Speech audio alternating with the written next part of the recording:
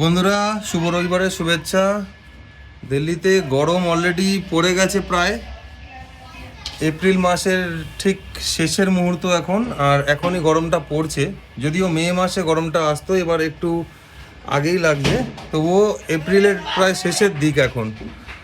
তো দেখুন, ঘরটর পরিষ্কার চলছে, গরম প্রচণ্ড, ঘামাচ্ছি দেখে বোঝা যাচ্ছে। আর এসিগুলোও খুলে দেওয়া হয়েছে।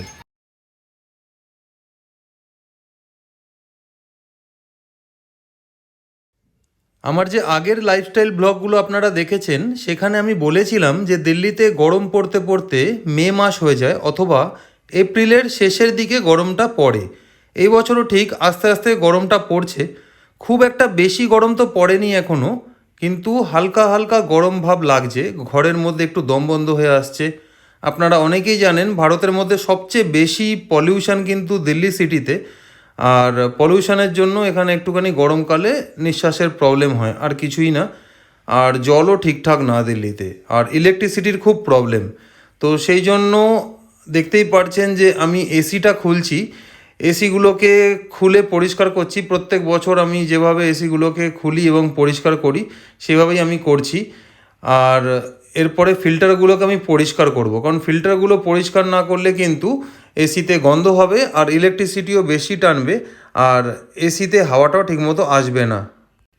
প্রত্যেক বছর এসি যখন আমি ঢেকে দিই শীতকাল আসলে, তখন আমি ফিল্টারটাকে একবার পরিষ্কার করি, তারপর আবার যখন এসি ওপেন করি তখন আবার ফিল্টার পরিষ্কার করে নিই। সেই কারণবশত এসির ফিল্টারে বেশি নোংরাও জমে না এবং হাওয়াটাও ঠিকঠাক থাকে। তো এসিকে একটুখানি সেলফ মেনটেনেন্সের আন্ডারেও রাখতে হয়। আর দেখতেই পাচ্ছেন, গাছগুলোও কিন্তু খুব বড় বড় হয়ে গেছে। এখন এপ্রিল মাসে দিল্লিতে কিন্তু কিছু কিছু গাছ বা যেরকম ইনডোর প্ল্যান্ট, এগুলো খুব ভালো ফোটে, আর এগুলোতে ফুলও হয়। আর এসিটা আমরা খুলে ফেলেছি, দেখতেই পাচ্ছেন ফিল্টারগুলো আমি নিয়ে নিয়েছি। প্রিয়াঙ্কাও ঘর পরিষ্কার করছে। আমার একটুখানি ডাস্ট অ্যালার্জি আছে, ধুলো হলে আমার প্রচণ্ড হ্যাঁচো, সর্দি এসব হয়। তো সেই জন্য আমি খুব একটা বেশি ধুলো ঘাঁটতে পারি না। প্রিয়াঙ্কা তাই এই জায়গাগুলোকে পরিষ্কার করে দিচ্ছে। আমি বাইরের জিনিসগুলোকে পরিষ্কার করে দিয়েছি, আর ঢাকনাগুলোকেও আমি ধোবো। ঢাকনাগুলোকে আমি অলরেডি কমফোর্টের মধ্যে ভিজিয়ে রেখেছি। আর এসির ফিল্টারগুলোও কিন্তু ধুয়ে পরিষ্কার করার পর কমফোর্টে ভিজিয়ে রাখা ভালো, কারণ কমফোর্টে ভিজিয়ে রাখলে এসির ফিল্টারে দুর্গন্ধগুলো দূর হয়ে যায়। তারপর যখন এসি চালাবেন আপনারা, এসিতে কিন্তু সুগন্ধ থাকে, কারণ এসিতে ফিল্টারে জল জমে বা নোংরা জমে জমে কিন্তু ফিল্টার থেকে দুর্গন্ধ ছাড়ে। অনেক সময় এসির হাওয়া থেকেও কিন্তু দুর্গন্ধ আসে। আর দিল্লিতে দেখতেই পাচ্ছেন এরকম ধরনের অ্যাডাপ্টার আর স্টেবিলাইজারের দরকার পড়ে, কারণ এখানে ইলেকট্রিসিটির খুব প্রবলেম। তাই স্টেবিলাইজার অ্যাডাপ্টার ছাড়া কিন্তু এসি চালানো খুব রিস্কি হয়ে যায় এখানে, যে কারণে দিল্লিতে খুব বেশি এসি বাস্ট হয়। আর প্রিয়াঙ্কা দেখছেন ঘর পরিষ্কার করছে। আমরা দুজন মিলেই যতটা পারি চেষ্টা করি ঘর পরিষ্কার করে থাকার। এটাই প্রবাসী জীবন, একে অপরের হাতে হাত মিলিয়ে কাজ করা। অবশ্যই প্রিয়াঙ্কা বেশি কাজ করে, আমি ওর মতো অতটা কাজ করি না বা করতে পারি না। প্রিয়াঙ্কাই বেশি কাজে এক্সপার্ট, ঘরের কাজে। আমি যতটা পারি, যতটা চেষ্টা করি ওকে হেল্প করার, সেটা করার চেষ্টা করি। এসির ফিল্টারগুলো খুলে নিয়েছি, ফিল্টারগুলোকে পরিষ্কার করব, কারণ প্রত্যেক বছর আমি কি করি, যখন এসি ঢাকার সময় হয়, মানে যখন এখানে সেপ্টেম্বর মাস পড়ে যায়, তখনই এসি ঢেকে যায় আমাদের।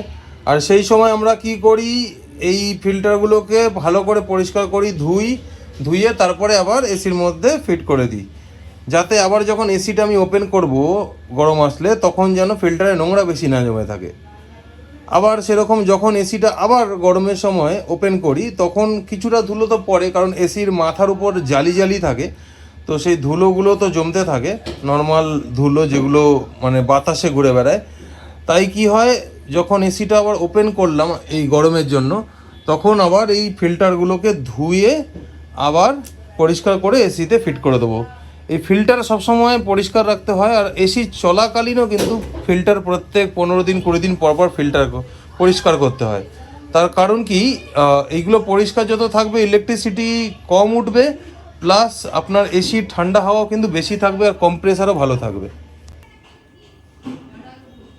ফিল্টারগুলোকে না এভাবে ধুতে হবে, এই ঠিক কলের জলগুলো এরকমভাবে পড়বে, আর এই জালগুলো ভেদ করে নোংরাগুলো বেরিয়ে যাবে।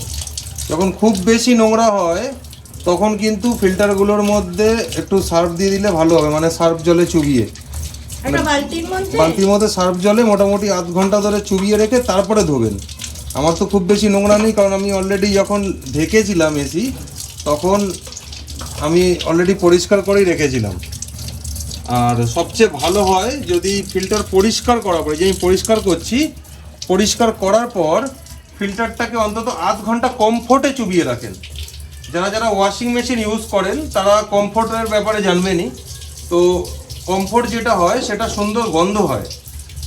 আর জানেন যারা যারা এসি চালান তারাও জানেন ভালো করে যে এসি বেশিক্ষণ চললে বা এসির ফিল্টার নোংরা থাকলে না এসির মধ্যে খুব বাজে গন্ধ হয়, এসির হাওয়াতেও গন্ধ ছাড়ে। তাই কি হয়, এই ফিল্টার পরিষ্কার করার পর আধ ঘন্টা যদি কমফোর্টে চুবিয়ে রাখেন, তারপরে যখন এই ফিল্টারগুলো এসিতে লাগাবেন, এসির মধ্যে না বিচ্ছিরি গন্ধটা দূর হয়ে যায় আর সুন্দর গন্ধ থাকে। আশা করি বোঝাতে পারলাম। এরকমই ছোট ছোট রবিবার এবং অন্যান্য দিনের আমাদের যে অ্যাক্টিভিটি তার ব্লগগুলো বানিয়ে আপনাদের সাথে শেয়ার করি। লাইফস্টাইল ব্লগ মানে এগুলোই। রোজ রোজ লাইফস্টাইল ব্লগ দেখানো সম্ভব না, কারণ রোজ রোজ একই ধরনের জীবনযাত্রা দেখানো আপনাদের কাছেও বোরিং লাগবে। তাই নতুনত্ব যখন কিছু হয় আপনাদের সাথে শেয়ার করি। ভালো থাকবেন, সুস্থ থাকবেন, পাশে থাকবেন। এরকম সুন্দর ভিডিও দেখার জন্য আমাদের সাথে জুড়ে থাকবেন। ধন্যবাদ।